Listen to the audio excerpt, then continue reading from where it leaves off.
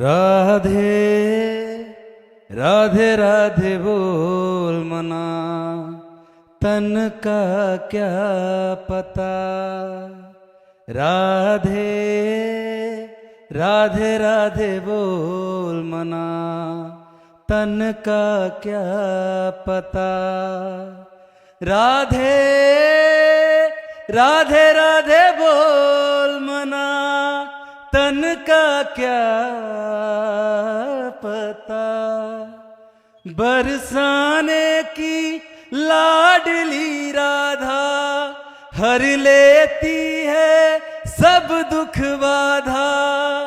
राधा के संग झूमे कान्हा, कान्हा के संग झूमी सखियां। ये अंबर बोले राधा, ब्रजमंडल बोले राधा। कान्हा की मुरली बोले राधा, राधा राधा बस राधा। बहुत सुंदर, बहुत सुंदर। राधे राधे। धन्यवाद, धन्यवाद, धन्यवाद। तेजेश गुप्ता जी, महाराज जी, इनका प्रश्न भी इसी से रिलेटेड है कि सत्य और असत्य दोनों ईश्वर है, तो फिर हम केवल सत्य का पालन ही क्यों करें? पहले असत्य का त्याग करो, तब सत्य में स्थित होकर के तब जान पाओगे कि न सत्य है न असत्य, केवल ईश्वर है। पहले सत्य का पालन करो। ब्रह्म सत्यम जगन मिथ्या। पहले जगत को मिथ्या मानो। सूत्र है, अन्वय और व्यतिरेक दो पद्धतियां हैं। सवाल हल करना है तो पद्धति से यह सवाल हल होगा। जो गणित का सूत्र है उसी से तो हल होगा। तो ऐसे ही अगर बहुत समुद्र में हम फंस गए हैं, अज्ञान में फंस गए हैं, तो इससे निवृत्त होने के लिए हमें दो पार्ट रखने पड़ेंगे। एक असत गंदा पार्ट, एक सत अच्छा पार्ट। तो हम पहले गंदे का त्याग करें और अच्छे को स्वीकार करें। और जब अच्छे को स्वीकार करते हुए हम चरम सीमा पे पहुंच जाएंगे और वहां से देखेंगे तो सब एक ही था। सर्वम खलमिदम ब्रह्म ने नानास्ति किंचन। सब परम सत्य परमात्मा था, कुछ असत था ही नहीं, कुछ असत था ही नहीं।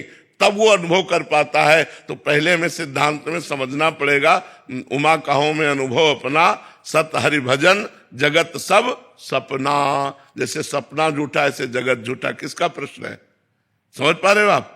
अगर अभी लगा दिया ये सूत्र तो पाप पुण्य, महाराज जी अगर पहले ही सूत्र लगा दिया लगेगा ही नहीं भैया। सवाल है, सवाल है। सवाल तो हल होने के बाद शेष बचता है ना। शेष पे तो पहुंचो, ऐसे थोड़ी शेष लिख दोगे। सवाल पहले हल करो तब उसका शेष आएगा। बट सुन सुना के हो गया कि सत्य और असत्य दोनों तो ईश्वर ही हैं, तो असत्य का पालन तो फिर नरक भी ईश्वर है, रोग भी ईश्वर है। है नहीं? तो उस रूप में ईश्वर मिलेगा तो फिर भोगो ईश्वर को।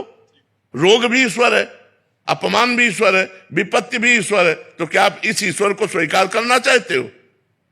है नहीं स्वीकार करना चाहते तो सत्य वाले ईश्वर को स्वीकार करो। नहीं, जेल से लेकर नरक तक, लाठी डंडा रोग विपत्ति सब ईश्वर है।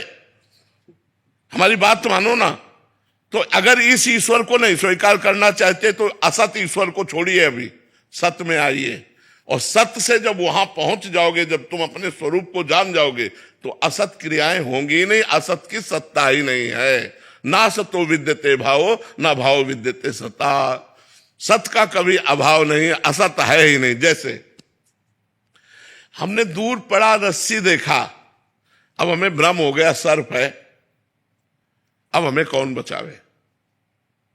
तब तक हम भयभीत रहेंगे जब तक हम उसके नजदीक न पहुंच जाए या टार्च के द्वारा हम पक्का देख न ले।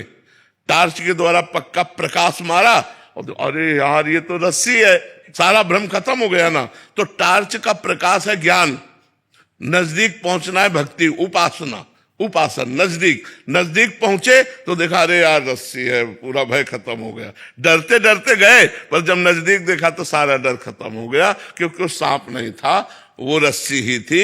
ऐसे ही जगत नहीं है, ब्रह्म ही है। पर तब जब नजदीक पहुंच जाए, अभी नजदीक नहीं है, अभी जगत के नजदीक है, शरीर आदि भोग आदि के नजदीक है। हमें सिद्धांत से चलना होगा, तभी हम निर्णय कर पाएंगे। अगर सिद्धांत से नहीं चलेंगे तो भोगना पड़ेगा।